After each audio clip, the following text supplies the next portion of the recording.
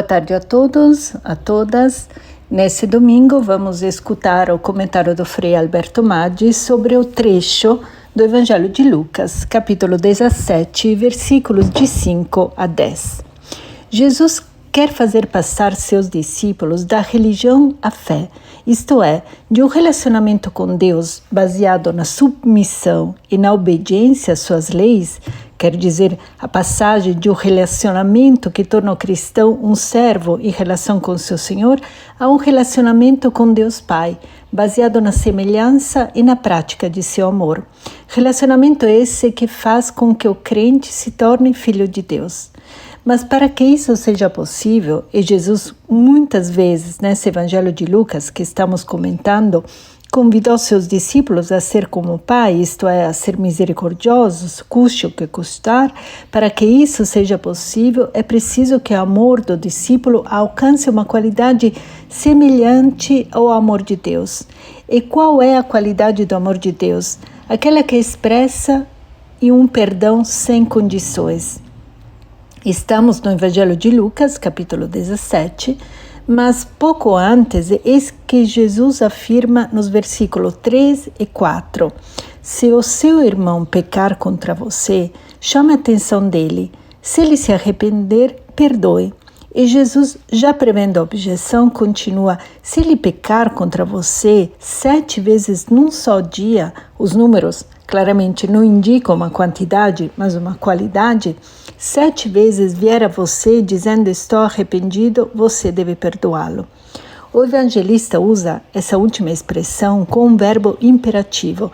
Portanto, é imperativo o dever de perdoar aquele que comete qualquer culpa. O número, como eu dizia, não indica uma quantidade, mas a qualidade. A qualidade do teu perdão, afirma Jesus, deve ser semelhante àquela de Deus. E é nesse ponto, então no versículo 5, que os apóstolos intervieram com uma pergunta, uma afirmação completamente equivocada. Os apóstolos disseram ao Senhor, aumenta nossa fé. Mas a fé não pode ser aumentada, não pode ser dada, porque a fé não vem de Deus. Em outras palavras, a fé não é um dom que Deus dá a alguns em grandes medidas, a outros menos, a outros nada. A fé é a resposta dos seres humanos ao dom de amor que Deus dá para toda a humanidade. Então, quem responde a resposta, isso que é a fé. Portanto, aumentá-la ou não depende de Deus, mas depende da resposta do ser humano.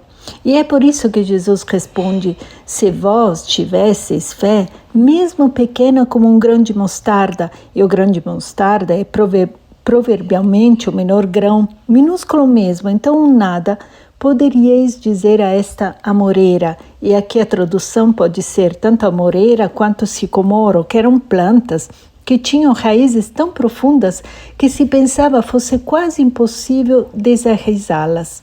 Plantas que podiam durar por mais de 600 anos. Arranca-te daqui e planta-te no mar, e ela vos obedeceria. Portanto, Jesus está dizendo que esses discípulos não têm fé de jeito nenhum, porque bastaria uma pitada dessa fé. Ainda eles não haviam respondido ao dom de amor que Deus lhes tinha dado. E é por isso que Jesus oferece uma alternativa. Se eles não acolhem a sua oferta de se tornarem filhos de Deus, de ter um relacionamento com o Pai baseado na semelhança ao seu amor, permanecerão na condição de servos de seu Senhor, com base na submissão. Jesus, nesse Evangelho, no capítulo 22, na última ceia, irá afirmar, aqui estou no meio de vocês, como aquele que está servindo. Então, a novidade trazida por Jesus é que Deus não pede para ser servido pelos seres humanos, mas é Ele próprio que se coloca ao serviço deles. E pouco antes, no capítulo 12, versículos 35 e 38, quase como imagem da Eucaristia, Jesus tinha falado com uma parábola daquele senhor dono da casa que estava retornando de noite em sua casa e encontrando os servos ainda de pé, o que fará? Ele não deve servi-los. Então, eu garanto a vocês, ele mesmo se cingirá os fará sentar à mesa e, passando, os servirá. Mas aqui, nesse trecho que estamos comentando, é tudo o contrário. Jesus diz: se algum de vós tem um empregado que trabalha a terra ou cuida dos animais, por acaso vai dizer-lhe, quando ele volta do campo, vem depressa para a mesa? Ou seja, exatamente o oposto do que Jesus tinha dito no capítulo 12. Aí foi o Senhor que fez sentar à mesa os seus servos e, passando, foi servi-los. Mas aqui Jesus diz exatamente o contrário. Pelo contrário, não vai dizer ao empregado: prepara-me o jantar, cinge-te e serve-me enquanto eu como e bebo, e depois disso tu poderás comer e beber? O que é essa contradição?